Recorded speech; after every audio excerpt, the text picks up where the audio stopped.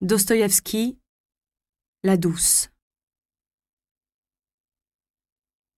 Qui j'étais, qui elle était, elle. Bon. Tant qu'elle est là, ça va. J'y vais, je regarde, à chaque instant. Mais demain, il l'emporte. Et moi, comment je resterai seule? Pour l'instant, elle est là, dans la salle, sur la table, 2 tables de jeu mises bout à bout. Le cercueil, c'est demain, du gros de Naples blanc, tout blanc. Mais non. Mais de quoi je marche, je marche. Je cherche à m'éclaircir tout ça. Déjà 6 heures que je cherche à me l'éclaircir, et je n'arrive toujours pas à me remettre les idées dans le mille. Parce que je marche, je marche, je marche sans arrêt. Voilà comment ça s'est passé. Je vais raconter simplement les choses dans l'ordre. De l'ordre. Messieurs, je suis loin d'être un littérateur, et vous le voyez bien, et tant mieux, je raconterai comment je le comprends moi-même. Et mon horreur, elle est bien là, que je comprends tout. Si vous voulez savoir, c'est-à-dire si vous voulez reprendre depuis le début, eh bien, à l'époque, tout simplement, elle venait mettre des objets en gage pour payer une annonce dans la voie, comme quoi, n'est-ce pas, patati patata, une gouvernante prête à quitter le capital et à donner des leçons à domicile, etc. Cela, c'était tout au début. Et moi, bien sûr, je ne la distinguais pas des autres. Elle venait, comme tout le monde, bon, etc. C'est après que j'ai commencé à la distinguer. Une taille de guêpe, comme ça, toute blonde, un peu plus grande que la moyenne. Avec moi, toujours un petit peu empotée, comme si elle avait honte. Elle devait être pareille, je pense, avec tous les étrangers, et moi, bien sûr, pour elle, j'étais un étranger comme les autres, c'est-à-dire pas comme prêteur sur gage, en tant qu'homme. À peine elle recevait l'argent, tout de suite, elle me tournait le dos et elle sortait. Et toujours sans un mot. Les autres, vous comprenez, ils discutent, ils demandent, ils marchandent, histoire qu'on leur donne plus. Elle, non. Ce qu'on donne... Toujours l'impression que je m'embrouille. Oui. Au début, ce sont ces objets qui m'ont frappé. Des boucles d'oreilles en argent doré, un petit médaillon de pacotille, des objets à dessous. Elle était la première à savoir qu'ils ne valaient pas un sou, ces objets. Je le voyais. C'était écrit sur sa figure.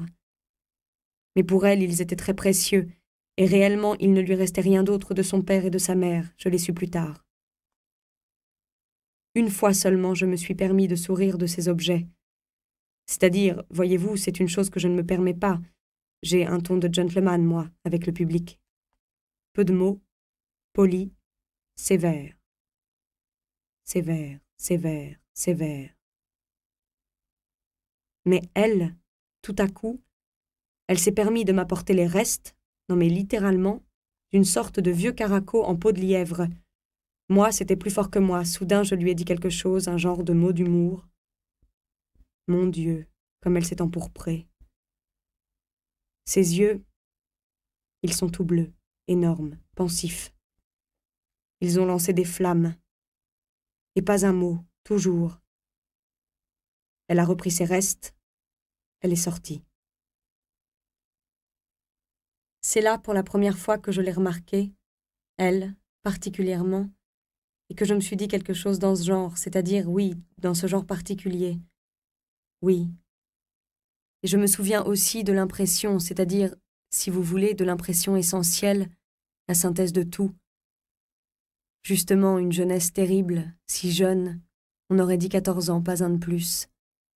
Alors qu'en fait, à l'époque, elle en avait déjà 16, moins 3 mois. Mais non, ce n'est pas ce que je voulais dire. La synthèse, c'est tout à fait autre chose. Elle est revenue le lendemain. Plus tard, j'ai su qu'elle était allée voir Dombroravov et Moser, avec son caraco. Mais eux, ils ne prennent que de l'or, ils ont même refusé de lui parler.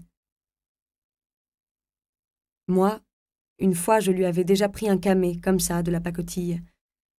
Et après, en réfléchissant, je me suis surpris moi-même. Moi aussi, je ne prends que de l'or et de l'argent, et j'avais admis le camé. Ma deuxième pensée sur elle, ça, je me souviens. Cette fois-là, je veux dire de chez Moser, elle avait apporté un fume-cigare en ambre, un objet bon, pas mal, d'amateur, mais encore une fois, chez nous, il ne valait rien parce que nous, c'est seulement l'or. Du fait qu'elle revenait me voir après sa révolte de la veille, je l'ai reçue avec sévérité. La sévérité, chez moi, c'est être sec. N'empêche, en lui donnant ces 2 roubles, c'était plus fort que moi. Je lui ai dit avec comme un certain agacement « Vous comprenez, si je le fais, c'est seulement pour vous. Moser vous aurait refusé cet objet. » Ce mot « pour vous », je l'ai souligné d'une façon particulière et dans un certain sens. Cruel. Elle, une nouvelle fois, elle s'est empourprée à ce « pour vous », mais elle n'a pas dit un mot. Elle n'a pas jeté l'argent, elle l'a pris. Ce que c'est que la misère et la façon dont elle s'est empourprée. Je l'avais touchée au vif, j'avais vu. Et puis, quand elle était déjà sortie, je me souviens, je me suis demandé comment, soudain. Alors, cette victoire que j'avais emportée sur elle, elle les valait, ces 2 roubles? Je me souviens, je me suis posé la question 2 fois de suite. Elle les vaut? Elle les vaut? Et en riant, je me suis répondu en moi-même par l'affirmative. Ça m'a drôlement réjoui même sur le coup. Mais ça n'avait rien de méchant comme sentiment. Il y avait une idée, de l'intention.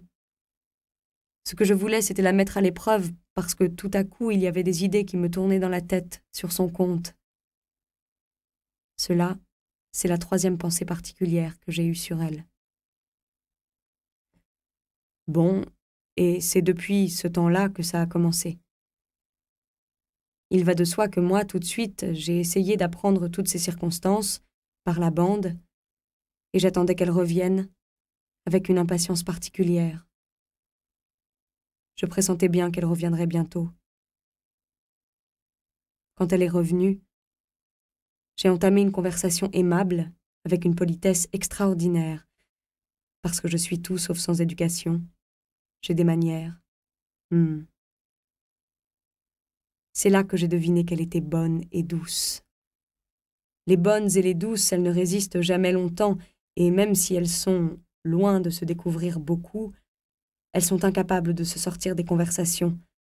Elles répondent peu, mais elles répondent, et plus ça va, plus elles en disent. Persévérez seulement vous-même si l'occasion se présente. Il va de soi que sur le coup, elle ne m'a rien expliqué. C'est après que j'ai su, pour la voix et le reste. À l'époque, elle passait des annonces de ses dernières forces, au début bien sûr avec hauteur. N'est-ce pas, gouvernante, disposée à quitter la capitale, envoyer conditions dans des paquets. Et puis, accepte toute place, préceptrice, dame de compagnie, intendante, garde-malade, sachant coudre, etc. On connaît la chanson.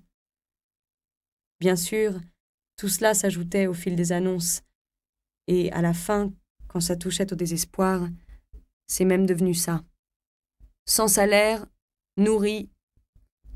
Non, pas moyen de trouver une place. Alors, j'ai décidé de la mettre à l'épreuve une dernière fois. Je prends soudain la voix du jour et je lui montre une annonce. Jeune personne, orpheline, cherche place gouvernante pour petits-enfants, préférence chez veuf d'un certain âge, peut aider à la maison. Vous voyez, celle-là, elle a passé son annonce ce matin et ce soir, c'est sûr, elle a trouvé une place. Voilà les annonces qu'il faut passer. Elle s'est empourprée une nouvelle fois. Ses yeux ont lancé leurs étincelles. Elle m'a tourné le dos. Elle est sortie. Moi, ça m'a beaucoup plu. Notez. Déjà sur le moment, j'avais une certitude totale. Je ne craignais plus rien. Les fumes-cigares, personne n'allait les prendre, et elle, ses fumes-cigares, ils s'étaient épuisés. Et donc, voilà, le 3e jour, elle revient, vous savez, toute malheureuse, toute bouleversée. J'ai vu qu'il lui était arrivé quelque chose chez elle. Et oui, il était arrivé quelque chose. J'expliquerai tout de suite ce qui était arrivé, mais pour l'instant, je veux juste me rappeler comment je lui ai jeté de la poudre aux yeux et je suis sortie grandie. C'est l'intention qui m'est venue, d'un coup. Le fait est qu'elle m'avait apporté cette icône. Elle s'était résolue à la porter. Ah, écoutez, maintenant je suis lancée, je m'embrouille toujours sinon. Parce que je veux me rappeler tout, maintenant, le moindre détail, comme ça, le moindre petit trait. Je veux toujours me remettre les idées dans le mille, et pas moyen, et là, tous ces petits traits, ces petits traits. L'icône de la Vierge. Une Vierge à l'enfant, une icône de maison, de famille, ancienne, une garniture d'argent doré, ça valait, disons que ça valait 6 roubles. Je vois qu'elle y tient à son icône. Elle me sort toute l'icône, elle n'enlève pas la garniture. Je lui dis. Enlevez la garniture, et pour l'icône, remportez-la. Parce que l'icône, quand même, enfin, je ne sais pas. Pourquoi? Vous n'avez pas le droit? Non, ce n'est pas que je n'ai pas le droit, mais je ne sais pas, vous-même, peut-être. Bon, enlevez-la. Vous savez, je ne vais rien enlever du tout. Je la mets là-bas, dans le coin, lui ai-je dit après un temps de réflexion, avec les autres icônes, sous la veilleuse. J'ai toujours, depuis que j'ai ouvert ma caisse, une veilleuse allumée. Et vous, prenez tout simplement 10 roubles. Je n'en veux pas 10, donnez-moi 5, je la rachèterai absolument. Et vous n'en voulez pas 10? L'icône reste ici, ai-je repris, en remarquant que ses yeux venaient de lancer encore des étincelles. Elle a gardé le silence. Je lui ai sorti 5 roubles. Ne méprisez personne. Moi aussi j'ai connu ces difficultés, et même pire, n'est-ce pas? Et si vous me voyez maintenant dans cette occupation, c'est après tout ce que j'ai subi. Vous vous vengez de la société, c'est ça? M'a-t-elle dit, me coupant avec une raillerie assez mordante. Une raillerie où il y avait pourtant une grande dose d'innocence, c'est-à-dire de généralité, car à ce moment-là, elle ne me distinguait résolument pas des autres. Elle l'a dit presque sans offense. Ah, me suis-je dit, voilà comment tu es, le caractère qui se révèle, la nouvelle tendance. Voyez-vous, lui ai-je fait remarquer tout de suite d'un ton moitié rieur et moitié mystérieux, je suis une partie de cette partie du tout qui veut faire le mal et fait le bien. Elle m'a lancé un regard vif et plein de curiosité, dans lequel d'ailleurs il y avait quelque chose de très enfantin. Attendez, qu'est-ce que c'est que cette pensée? D'où vient-elle donc? J'ai déjà entendu ça quelque part. Ne vous cassez pas la tête. C'est par cette phrase que Méphistophélès se présente à Faust. Vous avez lu Faust? Pas attentivement.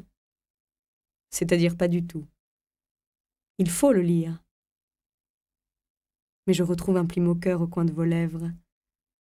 Je vous en prie, n'allez pas croire que j'ai si peu de goût et que je veuille me présenter à vous en Méphistophélès pour camoufler mon rôle de prêteur sur gage. Le prêteur sur gage reste prêteur sur gage. On sait, bien sûr. Je ne sais pas, vous êtes bizarre. Je n'avais pas l'intention de vous dire quoi que ce soit. Elle voulait dire... Je ne m'attendais pas à ce que vous soyez cultivé, mais elle ne l'a pas dit, et pourtant moi, je savais qu'elle l'avait pensé. Je l'avais drôlement frappée. Voyez-vous, ai-je remarqué, on peut faire du bien dans toutes les carrières. Je ne parle pas de moi, bien sûr. Moi, admettons, je ne fais que du mal. Mais... Bien sûr qu'on peut faire du bien à n'importe quelle place, me répondit-elle en me fixant d'un regard vif et pénétré. Oui, justement, à n'importe quelle place, ajoute-t-elle soudain. Oh, je me souviens. Oh, je me souviens de tous ces instants. Et je veux ajouter encore que lorsque cette jeunesse, cette brave jeunesse veut dire quelque chose, n'est-ce pas, d'intelligent et de pénétré, elle vous montre soudain trop sincèrement, trop naïvement par le visage que, voilà, n'est-ce pas, je te dis quelque chose en ce moment d'intelligent et de pénétré. Et ce n'est pas de la vanité, n'est-ce pas, comme nous autres. C'est simplement qu'on voit qu'elle m'aime. Elle aime tout ça d'une façon terrible. et qu'elle y croit, qu'elle le respecte, et qu'elle pense que vous aussi, vous le respectez autant qu'elle. Oh, la sincérité. Voilà bien comme ils nous prennent. Et avec elle, le charme que ça avait. Je me souviens, je n'ai rien oublié. Quand elle est sortie, je me suis décidée d'un coup. Le même jour, je suis allée faire mes dernières investigations et j'ai fini d'apprendre sur son compte tous les tenants et les aboutissants, je veux dire, ceux du moment. Tous ceux d'avant, je les savais déjà par Luqueria, qui travaillait chez elle à ce moment-là et que j'avais acheté.